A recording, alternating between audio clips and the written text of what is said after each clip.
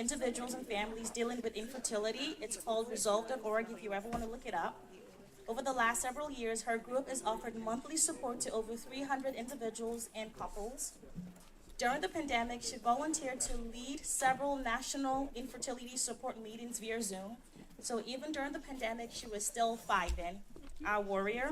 We are so proud to have Kim here tonight to explain how community investment in the infertility journey can impact individuals and their families. Kim, please come up.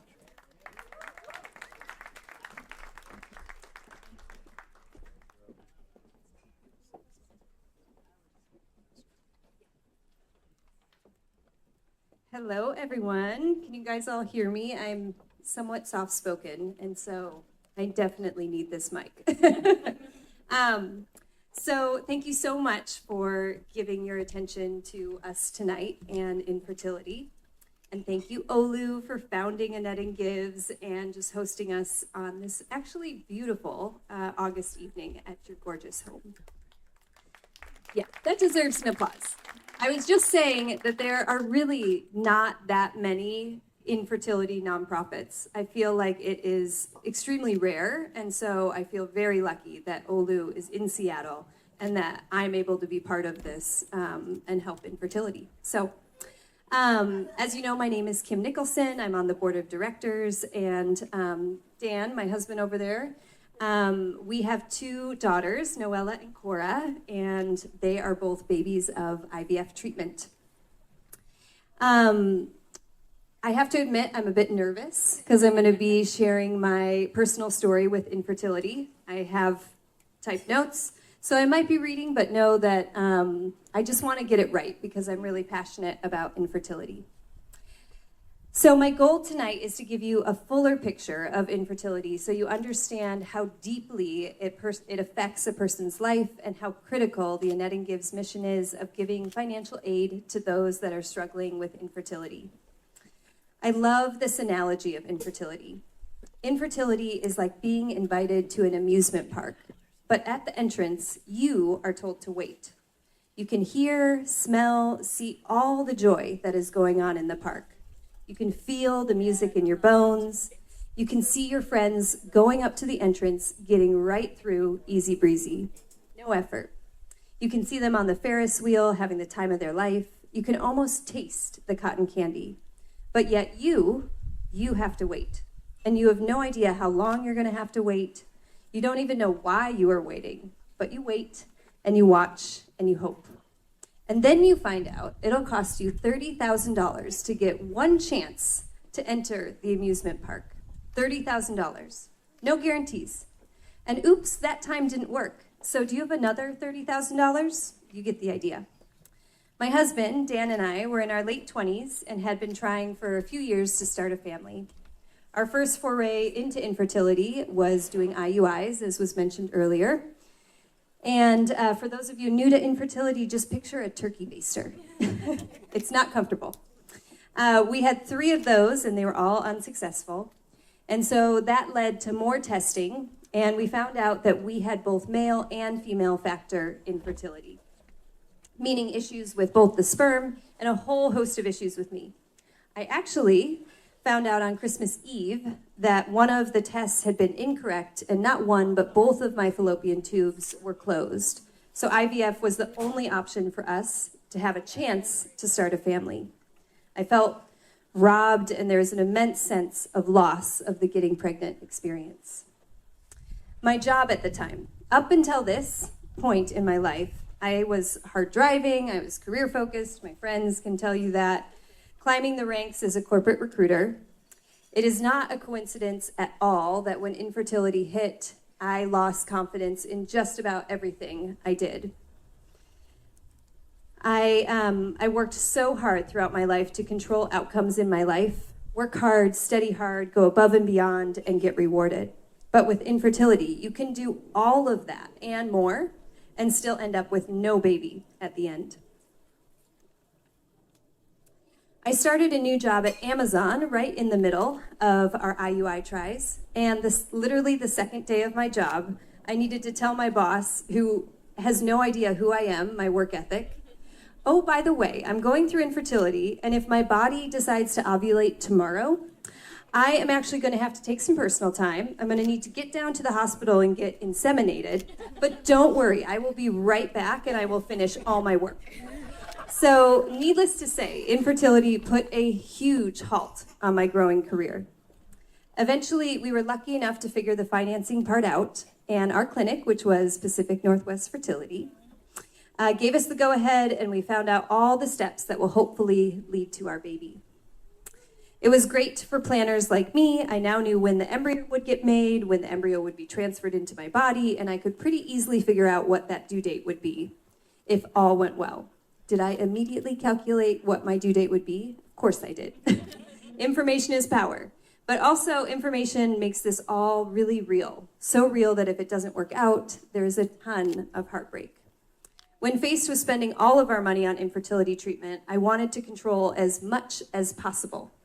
But let me tell you, spoiler alert, there is no control within infertility. I mean, basically in life. But I tried. And what can I do on my own to help our cause? Dr. Google told me that I could do everything. Candles with scents in our home, throw them away. Plastic Tupperware, the BPAs, toss it, replace it. All glass. You exercise? Oh, maybe you should stop that. Oh, and I know you're going to get a bunch of shots, but maybe you should start some acupuncture as well on the side. Oh, wait, you want to drink alcohol? Think again. What if you happen to randomly get pregnant? You don't want to take any risk. I can't tell you how many weddings I went to in those 2 to 3 years that I was sober at, and then continued to find out month after month that I was not magically pregnant. And by the way, can you just calm down, because the stress that you are emitting does not seem to be helping you get pregnant. So continuing on, we have our science lab set up at our house. I'm going to weekly acupuncture appointments. My boss knows that I have almost daily blood work appointments. And we are spending all of our savings on something that maybe, possibly, will happen. I am weeks into all the hormones I'm voluntarily poking into my body, and 1 day away from the egg retrieval and about a week away from hopefully, finally being pregnant.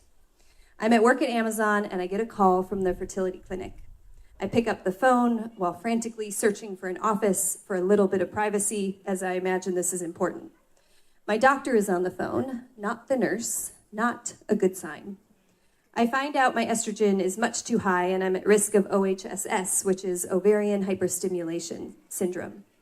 All those well-played plans and dates that were cemented into my brain, all of that was about to change. My estrogen levels were registering at 140 times the normal amount. 140 times. It's insane. So within IVF, yes, your estrogen does rise, but it shouldn't go that high.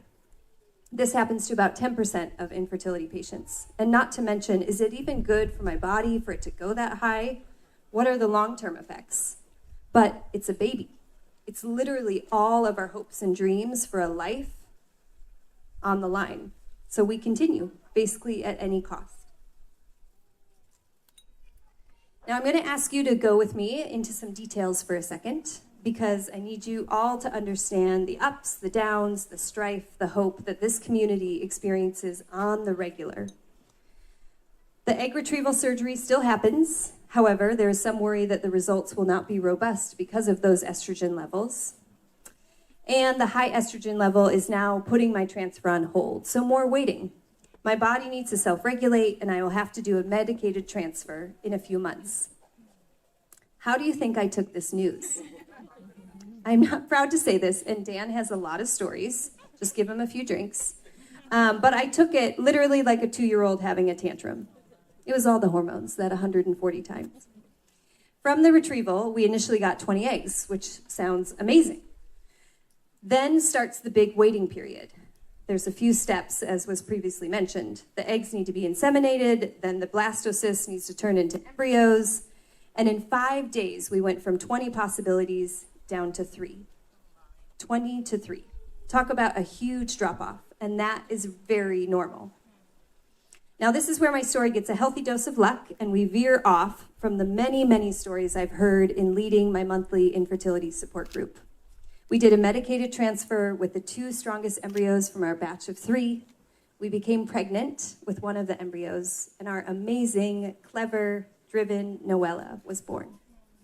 We had one embryo remaining and knew we wanted more than one child. What was the likelihood that that last remaining embryo would become a baby? And again, we are the lucky ones within infertility. I cannot emphasize that enough. We didn't want to risk it, so as soon as we were able, we did another round of IVF. I basically literally went straight from breastfeeding to a few weeks later, pumping tons of hormones into my body on purpose. All the shots, the medications, the mixing labs, all the hormonal fluctuations, the overstimulation again, all the money again. We had 18 eggs retrieved. We were so lucky yet again. But after the 5-day wait, 0 embryos, nothing. So that $30,000, just say goodbye. I was only a little over 1 year older, and it was the exact same protocol, and the result was a completely failed IVF. We decided we could not do another egg retrieval. It was too much money. It was too much toll on my body, my mental health, our marriage. We still had that one remaining embryo on ice. We did a medicated transfer of our last remaining hope, and I remember exactly where I was when I got the call that it had worked.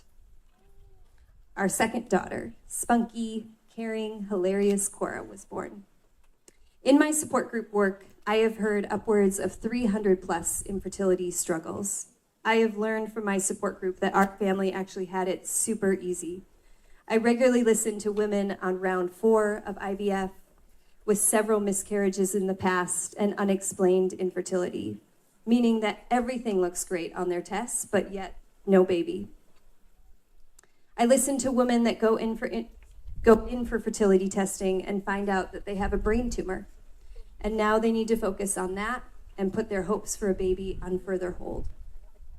I hear of women who, after several miscarriages and several IVF rounds, get pregnant, graduate from their fertility clinic, but then they miscarry at 20 weeks, or give birth to a baby at 23 weeks, and the baby dies in their arms. And it is 1 in 6 that this affects. Even though we were successful, did having Noella and Cora immediately fix us? No. Infertility will stay with you. Right around my overstimulation of estrogen, I had a lump in my breast that had to be biopsied. My joints started hurting so much while walking that I had to start physical therapy for 6 months. My self-confidence suffered immensely, and that has taken years to build back. During infertility, I found a new low for me within depression and anxiety. I lost friendships, and Dan and I felt very isolated and so alone in the depths of infertility. And my career, what career? Now I had babies to take care of that we worked so hard to raise, so I better be the best mom ever, right? No pressure. Our finances were depleted. Dan and I started marriage counseling as this did a doozy on us emotionally. And just a reminder, we endured infertility for 3 years. Imagine what it does to someone who has been in infertility for 5 years, for 8 years. I have a friend who is literally on year 10 right now. So what is a way the community can help those in infertility? We cannot take away the emotional endurance it requires or the physical toll on the body. We cannot erase how your life suddenly goes on an indefinite hold. Nor can we take away the pain of seeing friends and families' lives evolve and continue on with their new babies. Aneden Gives provides something we actually can do. Few employers provide infertility coverage, which makes it all an out-of-pocket expense. Through Aneden Gives, we can lessen the financial burden of those fighting infertility. So in closing, I ask you to please take a moment and remember some key milestones in your life. If you have a child or maybe a niece or nephew, just take a second and think about the first time they smiled at you. The first time they called you mama, dada, or the way a little kid's belly laugh sounds. Think about the snuggles, being your kid's safe place, and getting to watch while they find something that they truly enjoy playing or doing. How do those moments make you feel? Joy, gratitude? I hope so. Aneden Gives has helped make these moments possible for people, for families. but we want to help more. We need to help more. We are helping create babies, create families, create these indescribable moments that become core memories in lives. If someone wants a child, they should have the ability to get the treatment necessary to help them. So I humbly beg of you, please dig deep into your pockets tonight, your wallets, your debit cards. Donate tonight. Donate right now. Help 1 in 6 create a baby, create a life, create those core memories. Thank you again.